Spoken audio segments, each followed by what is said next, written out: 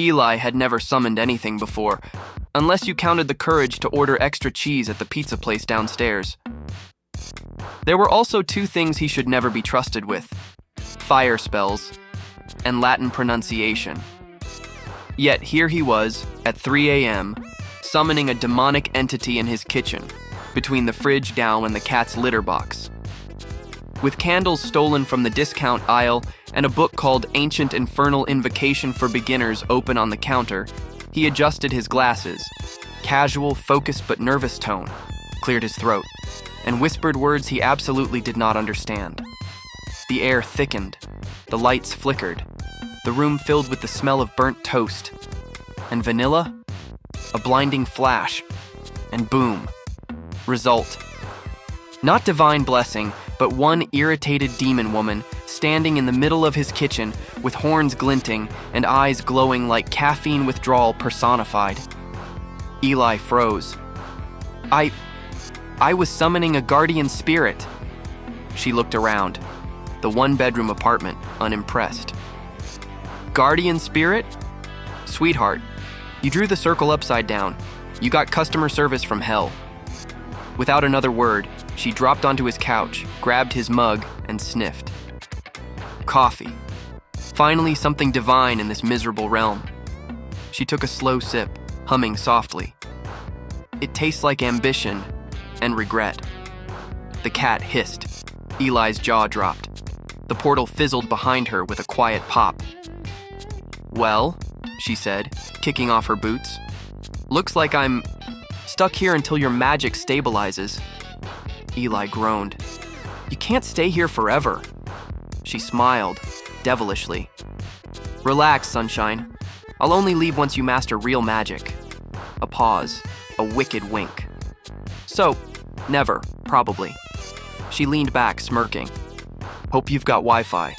I hate boredom more than damnation. There are stories about heroes who summon greatness. And then there's Eli, who accidentally summoned a caffeine-addicted roommate from hell. She arrived 5 minutes in and already complained about his couch and the tragic flavor of instant coffee. Not exactly the kind of power he was hoping for. But when you're 26, broke, and your bookshelf screams self-help and poor decisions, maybe the universe decided you needed company. Her name was Nyx. Horns, sarcasm, and the kind of attitude that made every insult sound poetic. Eli? Just a mortal with anxiety, cheap candles, and a cat that clearly hated him. From that night on, peace died. His apartment turned into a battlefield. Coffee debates, thermostat wars, and daily arguments about which streaming service deserved eternal punishment. And somewhere between spilled rituals, burned pizza, and midnight sarcasm, chemistry happened. Not a curse, not a spell. Just pure, accidental, inconvenient chemistry. So if you've ever wondered what happens when ambition meets temptation, stay a while. Grab your coffee or your holy water and make sure you're subscribed so you don't miss when the chaos gets worse. Tell me in the comments, what would you do if a demon moved into your apartment? Would you run or offer them a cup of coffee first? This is He Summoned a Demon for Power Until She Moved into His Apartment. A story where sarcasm meets sorcery and destiny brings horns, caffeine, and a Wi-Fi password. Eli woke up to the sound of chaos. Something was sizzling. His smoke alarm was begging for mercy, and somewhere in the kitchen, a voice cheerfully yelled, "Relax! It's only slightly on fire!" He bolted upright. There she was, Nyx, wearing his t-shirt like a trophy, her hair an elegant disaster, flipping a piece of bread with a fork that was definitely not flame-resistant. "Oh good, Sleeping Beauty lives," she chirped. "Your mortal toaster's possessed. I like it. It screams when I press the button." Eli stared, horrified. You're still here." She turned, mug in hand, grin sharp as sin. "Of course I'm still here. You think hell offers free return shipping?" She took a sip, winced dramatically. "Ugh, what is this? It tastes like depression and expired dreams." He rubbed his face. "That's my coffee." "Exactly." The cat hissed from the counter. Nyx hissed back. Back off, furball. I'm the apex predator here. Eli groaned. Okay. This is fine. You can't stay here, Nix. Funny, she said, spinning his mug in her hand. That's exactly what my last host said before developing Stockholm Syndrome. He pointed toward the door.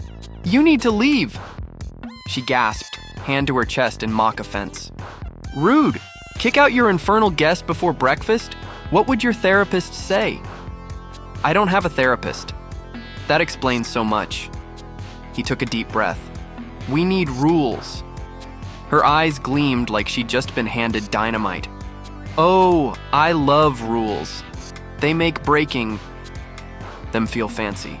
Proceed, mortal. Rule 1, he said, grabbing a notebook. No magic. She twirled her finger, lighting a tiny blue flame above her thumb. Already failing. We're off to a great start. Rule 2, no using my stuff. Your stuff? You mean the ancient relic known as a microwave? She smirked. It beeped at me. I asserted dominance. He scribbled furiously. Rule 3, no summoning others. Nix raised an eyebrow. You think I'd invite colleagues? Please. I have taste. Eli dropped the pen. I can't do this. Sure you can, she said sweetly. Look at you, still pretending you have control. It's adorable. He glared. You're impossible. And you're flammable. Don't test me. For a moment, silence. Then she clapped her hands. All right, let's make this official. Official? Yeah, contract time. She yanked a napkin from the counter and scribbled infernal tenancy agreement across the top in lipstick. Clause 1, she said brightly. Coffee at sunrise. Clause 2, no exorcisms before brunch. Clause 3, I get the couch. You get the existential dread. Eli blinked. What? Why do you even know brunch? TikTok, she replied proudly. The cat jumped onto the table. Nix offered it the pen. Witness signature, please. The cat pawed the napkin, leaving a smear. Perfect, she declared. Legal in 3 realms and like 2 subreddits. Eli buried his face in his hands. This is insane. Nix leaned close, grin wicked. Correction? This is fun. Try it. Sometime. He peeked through his fingers. I can't live like this. She patted his shoulder. Sure you can. You're surprisingly resilient for a guy who almost cried over burnt toast. That was you, she winked. Semantics. The coffee machine gurgled ominously. The toaster popped. Nix raised her mug like a toast. To chaos, caffeine, and poor life choices. Eli sighed. This is my life now, isn't it? Yup, she said cheerfully. And I'm your favorite mistake. He groaned. The cat meowed. Somewhere, something sparked. And that's how peace officially moved out of Eli's apartment, and pure, sarcastic, demonic energy moved in. Mornings had become unpredictable. Sometimes the coffee maker screamed in Latin, sometimes the toaster tried to bite him. But this morning, Eli decided, today, he'd have a normal breakfast. No rituals, no chaos, no demon. Spoiler, he got all 3. He tiptoed into the kitchen, careful not to wake her. The sunlight was soft, the smell of burnt ozone almost gone. Progress, he thought. He reached for the coffee pot, pressed the button, and Nix's voice, amused. Daring, aren't we? She leaned against the doorway, grin pure trouble. Brewing without supervision? You mortals really like to live on the edge. Eli nearly spilled the mug. You scared me. If I wanted to scare you, she said, sipping, I'd whisper tax deadlines in your sleep. She tasted the coffee and grinned. Huh, not bad. Tastes like mild despair and a hint of ambition. You're improving. He sighed. Can we please have one morning that isn't infernal? Aw, where's your sense of adventure? Every day's an opportunity to ruin something beautifully mundane. The microwave beeped 3 times and then growled. Eli froze. Did that just growl? Probably. I may have enchanted it to defend its snacks. Defend its nicks. Relax. It only attacks guilt. You're safe-ish. The TV flickered on by itself. Static filled the room, then a voice croaked, "Subscribe or perish." Nix blinked. "Oh, look. Even your electronics are picking up influencer energy." He dragged a hand down his face. "You're impossible." "Correction," she said sweetly. "I'm delightful." She flopped onto the couch, summoning popcorn out of nowhere. "So, I've been studying your human culture. Did you know reality shows are basically hell with better lighting?" Eli groaned. "Please tell me you didn't..." "I binged 3 seasons last night. Mortals fighting over roses? Iconic." She threw a kernel at him. "You would totally be the anxious one who gets eliminated for overthinking." He crossed his arms. "I do not overthink." "You just debated whether to breathe near me for 12 seconds. He opened his mouth, then shut it. She cackled. "See?" The apartment trembled slightly. Eli frowned. "What was that?" "Magic imbalance. Minor side effect of me being here. Nothing deadly." The floor levitated an inch. He panicked. "Nix." "Okay, maybe a bit deadly," she admitted, floating upside down, laughing. "This is kind of fun, though." "Fun?" "Relax, sunshine. Worst case, we ascend to the ceiling and start a new religion." He tried to reach the switchboard, fumbling midair. Can you fix this?" "I could," she said, spinning lazily. "Or I could watch you flail a little longer." "Nix." "Fine." With a snap, the gravity dropped them both back down. Eli groaned. "Ow." "You're welcome." He sat up, hair sticking out. "You're going to kill me."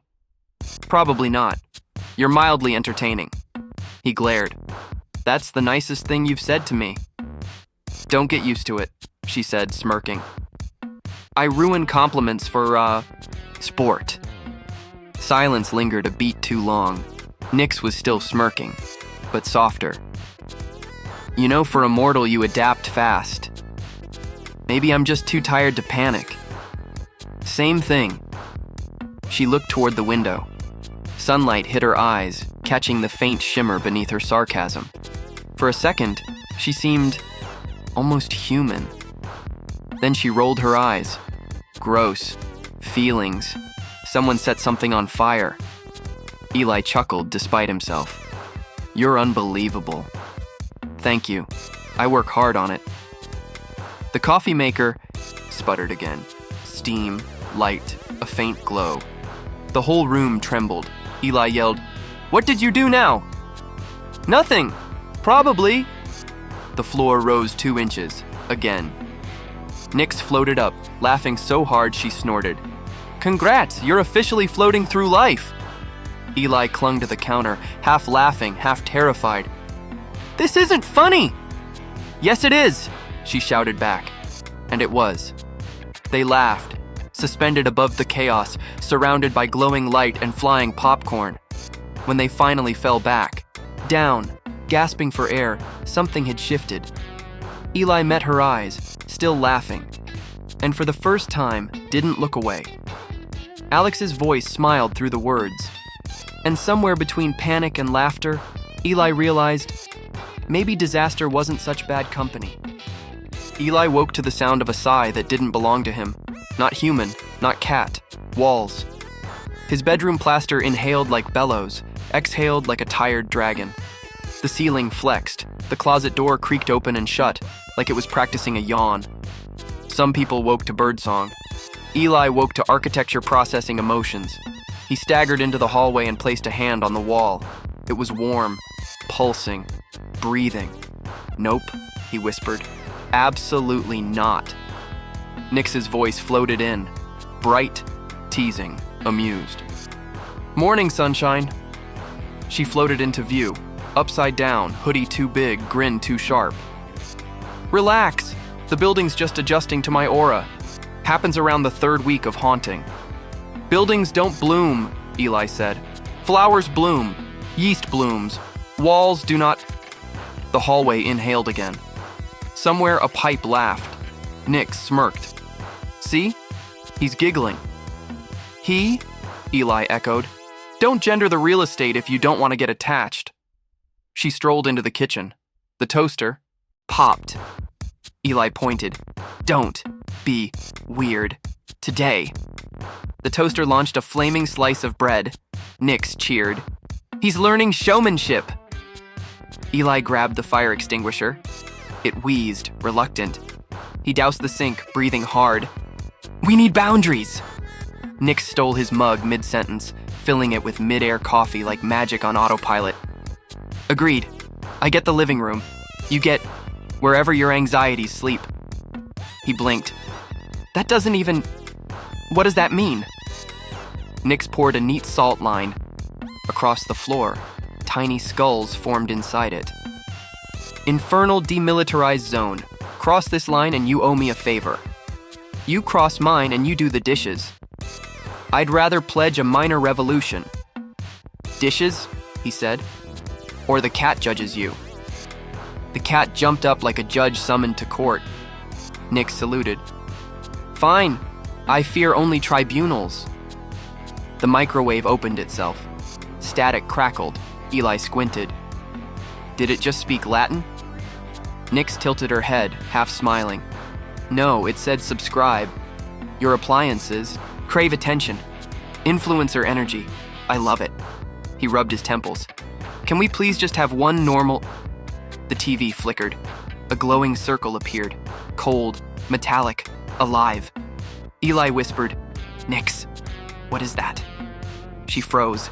No theatrics, just stillness. Residual, she murmured. Residual what? Echoes. My arrival shook a few loose. Harmless, mostly. The light grew, humming louder. They both spoke at once. Eli. Turn it off. Nix. Calm down.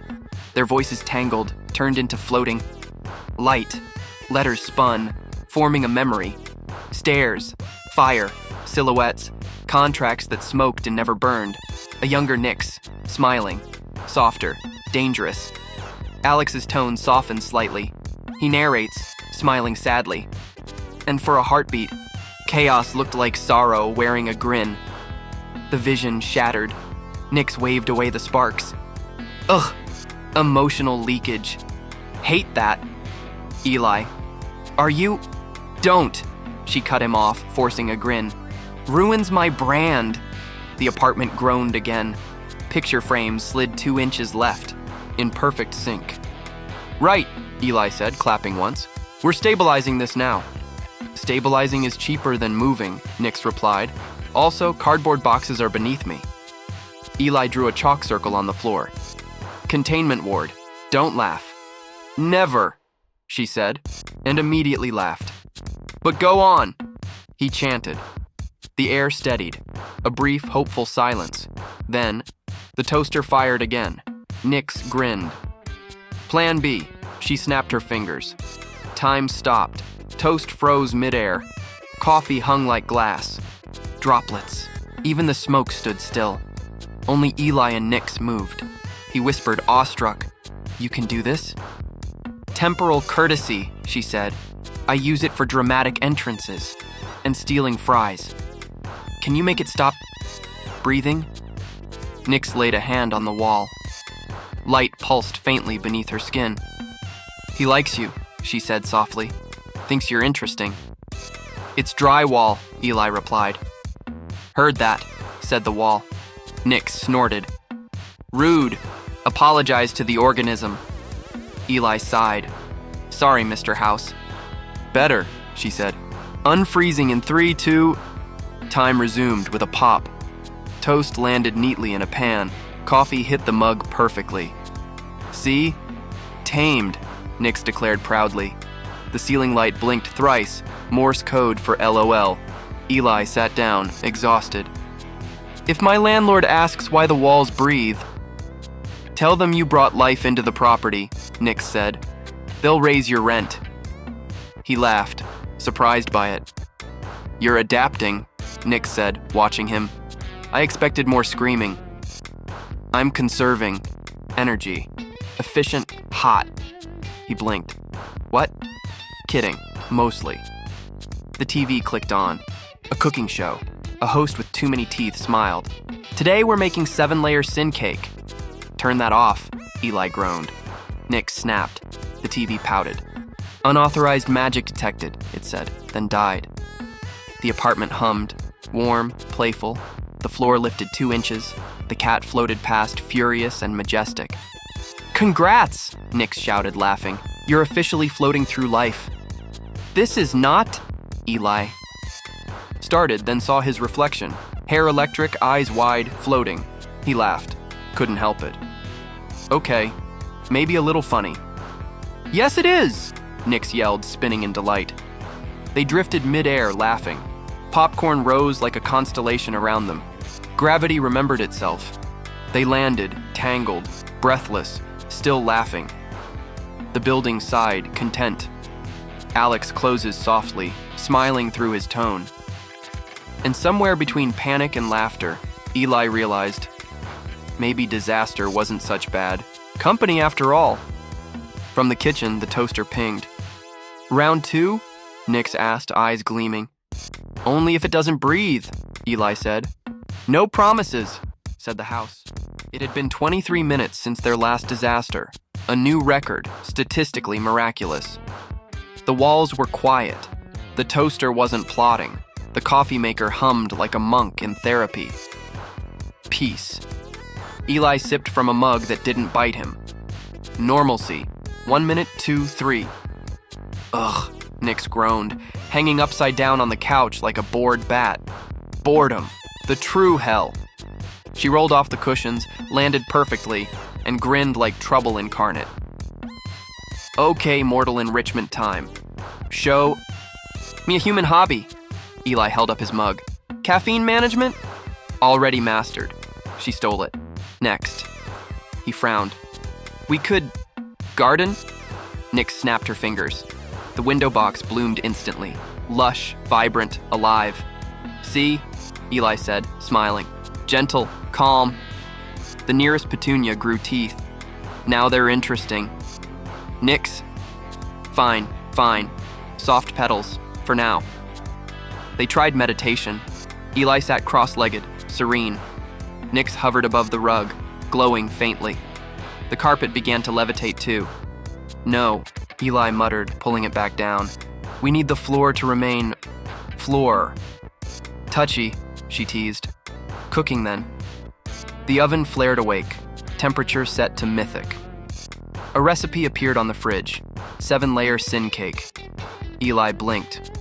Is that sponsored content? The fridge winked. They got to layer 4 before the batter started negotiating royalties. Nix laughed so hard she snorted, and then snorted again because she snorted. You're chaos in eyeliner, Eli said, half amused, half doomed. And you're a walk-in apology. Somehow it works. He smiled. She caught it, filed it away with a hum. Silence. The clock on the wall began sweating oil. The house didn't like quiet. Outside, Eli decided. Neutral ground. They made it to the elevator. The doors shut, and the lights died. Ping. Abandon hope. Eli pressed the button. No, no, no. No magic, Nix warned. Building stabilizing. You break the bubble, we headline the apocalypse. Then what do? We talk. She sighed like it physically hurt.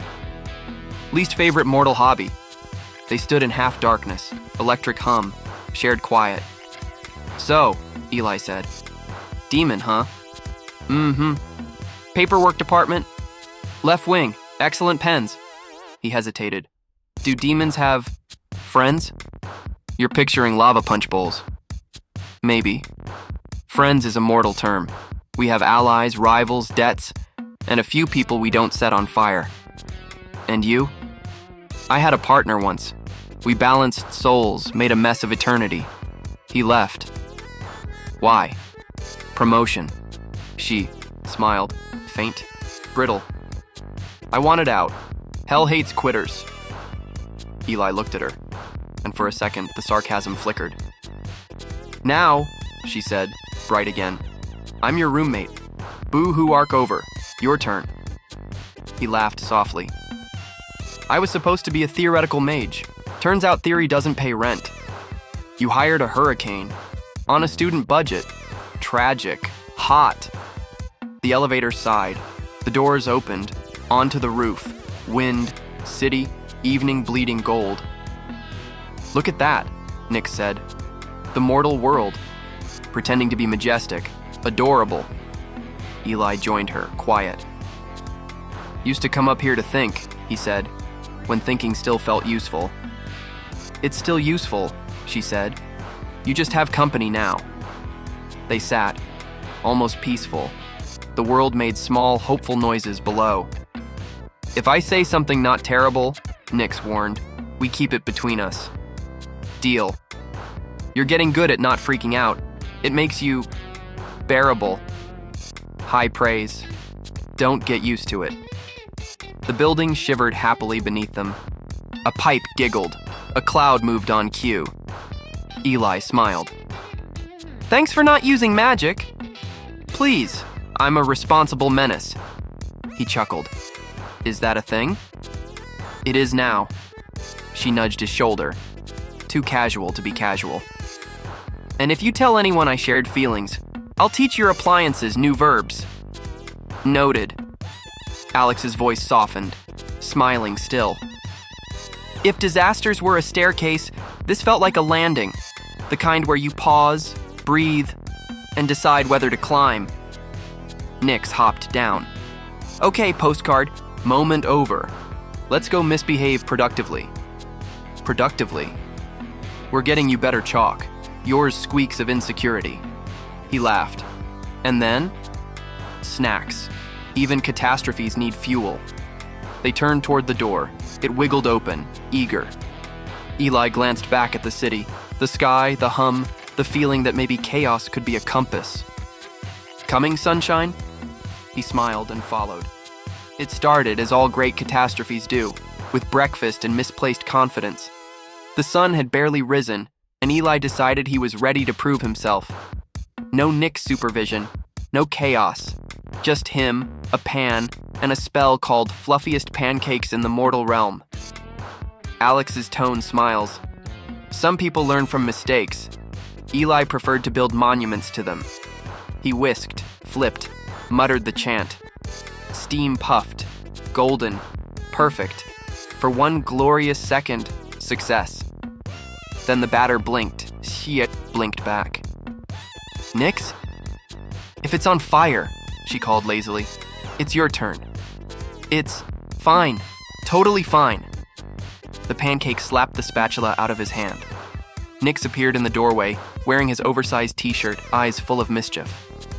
"Oh, good. Breakfast that fights back. It's sentient." "Don't kink-shame your cooking." He tried to trap it in the pan. The sigils flared red. The counter split, deep and glowing. Alex chuckles. And there it was, the fine line between culinary arts and demonic architecture. A low voice rumbled from the crack. "Nix of the second circle, your reassignment has been approved." Eli froze. Nix's grin slipped. "Reassignment? Ignore it. Cosmic spam." "Return immediately," the voice repeated. "The department grows impatient." The air turned cold. Even the pancake fell silent. Eli whispered, "You can't just ignore hell. Watch me." She waved her hand. The crack sealed, but the glow lingered. Alex softly amused. It's one thing to dodge rent, another to dodge destiny. Eli grabbed a chair, climbed up, and flipped through Ancient Infernal Invocation for Beginners. "Okay, there has to be a troubleshooting section." "You're not serious." He was, terribly. "Here," he read aloud. "In case of accidental dimensional recall, recite counter mantra in calm and professional tone." He inhaled. Calm, professional. Then yelled Latin like a malfunctioning printer. The portal flared. A vortex opened above the stove. sucking in napkins and Nix's left boot. That's not calm. I'm improvising. Improvising is mortal for disaster. She grabbed his collar, muttering spells over his shouting. Their voices collided, a chaotic duet of panic and defiance. Alex grins. Between his panic and her sarcasm, they accidentally achieved teamwork. The light went violet, then gold. Time held its breath. Nix's hand slipped from his. She hung mid-air, fading. Sunshine, don't let go. I'm not. Light bled from her edges. Alex's tone softens, still, smiling. And for one impossible heartbeat, she looked like every spell ever written about regret, fierce, brilliant, and halfway gone. He lunged, caught her wrist, and the world imploded. Silence. Eli blinked awake, coffee dripping from the ceiling, pancake whispering for union rights. Nix groaned beside him. You're heavy. You're alive. Obviously, death can't handle me. She sat up, brushing glitter from her hair. He stared, relieved beyond sense. I thought I lost you. You almost did. Pause. But you didn't. She brushed his cheek, casual but warm. You did good, Sunshine. He blinked. That was a compliment. Don't make it weird. Beat. And don't tell anyone. The house probably heard. We saw everything, murmured the wall. Perverts. Alex narrates with quiet amusement. Maybe the universe hadn't planned for a demon and a mortal to share rent, but it also hadn't planned for laughter to sound like magic. Nix stretched. So, breakfast round 2? Eli laughed. If the walls agree, they love me. We tolerate you. Close enough. She snapped her fingers. The table reassembled itself. Crooked, glowing, proud. See? Progress. Eli poured coffee. Steam curled upward like memory. Hey, Nix, he said softly. Thanks. For what? For coming back. She hesitated, then smirked. Someone's got to make sure you don't summon breakfast again. He chuckled. No promises. Good. I hate boredom more than damnation. Alex closes with a grin in his tone. And so, under one roof, between caffeine, chaos, and accidental affection, the mortal and the demon discovered the most dangerous spell of all. Domestic stability. And that's how a simple summoning spell became a story about burnt pancakes, bad Latin, and something dangerously close to love. If you've been smiling with us through the chaos tonight, maybe it's a sign you belong right here, where laughter meets magic, and mortals fall for impossible things. So stay a while. Subscribe, join the realm, and tell us, from which corner of the world are you watching this little mess unfold? Until next time, keep your candles steady, your coffee strong, and your demons entertained.